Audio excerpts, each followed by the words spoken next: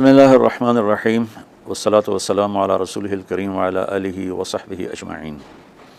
عید کی خوشی ہم کیوں مناتے ہیں؟ پہلے میں یہ تھوڑا سا واضح کر دوں کہ رمضان کا مہینہ اللہ نے پورا ایک ہمارے لیے خوشی کا مہینہ بنایا ہے، جس میں اللہ کی جنت کے دروازے کھول دیے جاتے ہیں، جہنم کے بند کر دیے جاتے ہیں، شیطان قید کر دیے جاتے ہیں، جنت کو روزانہ سجایا جاتا ہے، اللہ کا عرش پہلے آسمان پہ آ جاتا ہے، اللہ کی طرف سے اعلان ہو رہا ہوتا ہے، کوئی بخشش چاہنے والا، کوئی حاجت مانگنے والا، فرض 70 فرضوں کے برابر ہو جاتا ہے اور نفل فرض کے برابر ہو جاتا ہے، اور نفل اور فرض کا فرق اتنا بڑا ہے کہ قیامت تک 2 رکعت نفل پڑھتا رہے تو فرض رکعت کے ایک سجدے کے برابر نہیں۔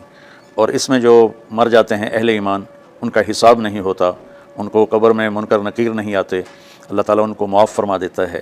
اس طرح 29 دن رات یہ سلسلہ چلتا ہے، اور آخری رات پھر اللہ تعالیٰ اعلان فرماتے ہیں کہ میرے بندوں نے رات کو قیام کیا، یعنی تراویح کی نماز پڑھی، دن میں روزہ رکھا، تو میں نے اس پر ان سب کی بخشش فرما دی۔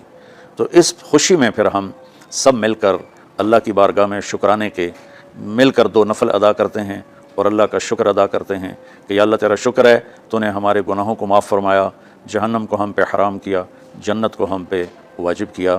اصل تو عید کی خوشی کی یہ وجہ ہے۔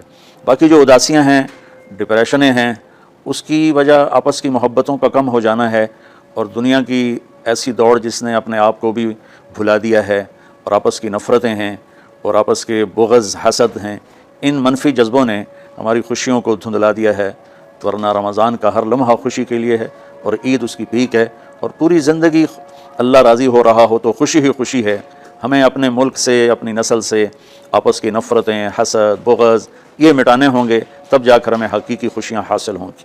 آپ عید کے لیے غسل فرماتے تھے اور اپنے کپڑوں میں سے اچھے کپڑے منتخب فرماتے تھے، اور فجر کی نماز کے بعد آپ اشراق نہیں پڑھتے تھے اس دن، باقی آپ کی ساری زندگی کا معمول تھا کہ فجر کے بعد آپ اشراق پڑھتے تھے، لیکن اس دن آپ اشراق نہیں پڑھتے تھے، غسل فرما کے پھر کچھ کھا کے، کوئی میٹھی چیز، کھجور ہی عام طور پر ہوتی تھی، کھجور کھا کے پھر آپ عیدگاہ کی طرف تشریف لے جاتے تھے، اور پہلے نماز پڑھاتے تھے، پھر خطبہ ہوتا تھا، اور اس کے بعد جس راستے سے آپ جاتے تھے اس راستے کو چھوڑ کر پھر اور راستے سے گھر واپس آتے تھے، پھر وفود سے ملاقات کرتے تھے، سرداروں سے، صحابہ سے ملاقات کرتے تھے، اس میں کچھ کھانوں کا اہتمام بھی ہوتا تھا۔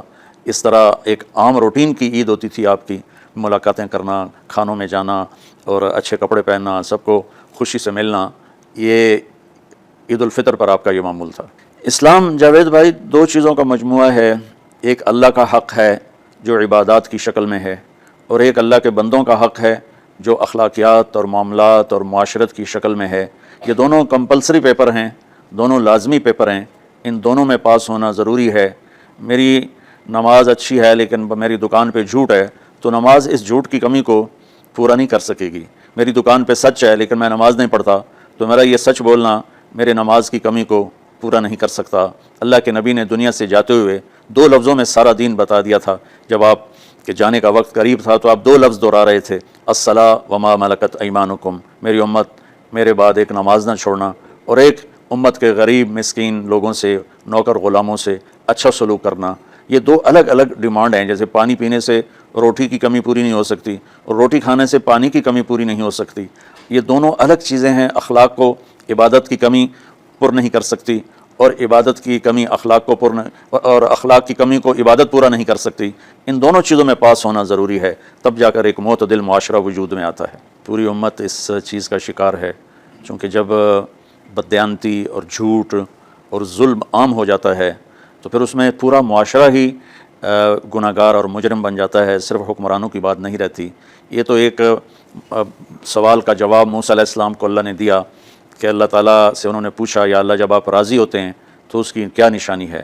تو اللہ تعالیٰ نے فرمایا کہ میں بارشیں موقع پر دیتا ہوں، حکومت سمجھداروں کو دیتا ہوں، پیسہ میں سخیوں کو دیتا ہوں۔ تو پھر انہوں نے پوچھا جب آپ ناراض ہوتے ہیں تو اس کی کیا نشانی ہے؟ تو آپ نے فرمایا، اللہ تعالیٰ نے فرمایا کہ بارشیں بے موقع کرتا ہوں، حکومت نااہلوں کو دیتا ہوں، اور پیسہ میں بخیلوں کو دیتا ہوں۔ تو جب معاشرے میں عمومی بگاڑ پیدا ہوتا ہے تو اس کا اثر پھر اس شکل میں ظاہر ہوتا ہے، کبھی کسی اور شکل میں ظاہر ہوتا ہے۔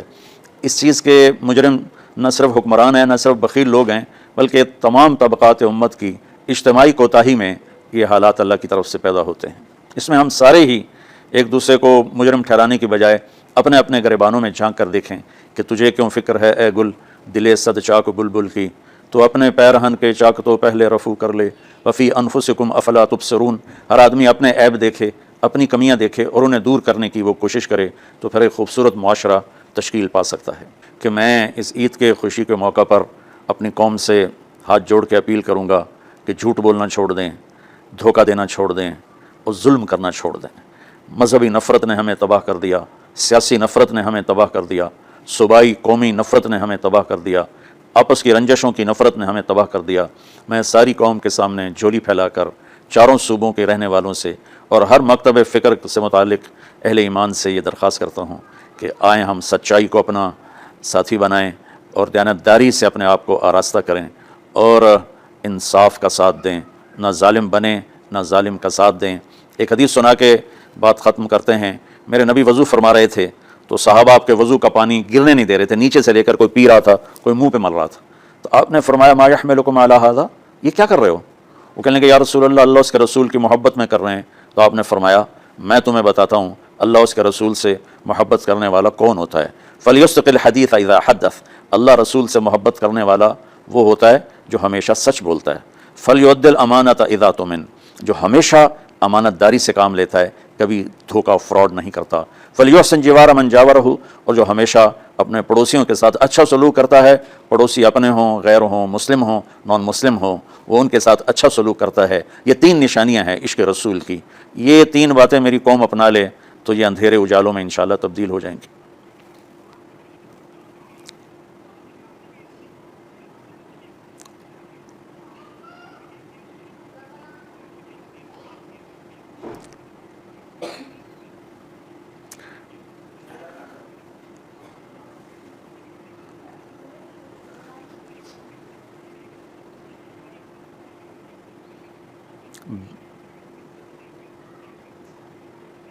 بل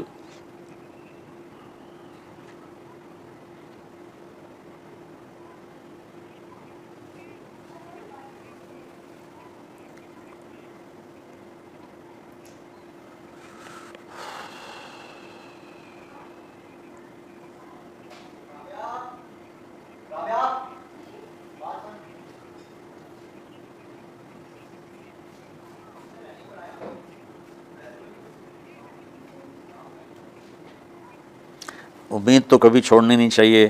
جیسے دیکھیں مریض کے ساتھ ڈاکٹر آخری حد تک جان مارتا ہے، اس کی جان بچانے کی کوشش کرتا ہے، پھر باقی جس کے نصیب میں موت ہوتی ہے وہ مر جاتا ہے، لیکن ڈاکٹر کبھی بھی اس وجہ سے نہیں چھوڑ دیتا کہ یہ مر جائے گا۔ تو ہم اللہ کی رحمت سے بالکل نا امید نہ ہوں، مایوس نہ ہوں۔ مجھے اللہ کی ذات سے بہت امید ہے۔ ہمارا جو اس وقت قائد ہے، اسے سیاسی بیان نہ سمجھا جائے اللہ کے واسطے، میں ایک پاکستان کا شہری ہونے کی حیثیت سے اپنا تجزیہ پیش کر رہا ہوں، غلط بھی ہو سکتا ہے، صحیح بھی ہو سکتا ہے۔ وہ بہت مخلص محنتی آدمی ہے، تو مجھے اللہ کی ذات سے امید ہے اگر ہم سب مل کر ساتھ دیں سچائی کا، دیانتداری کا،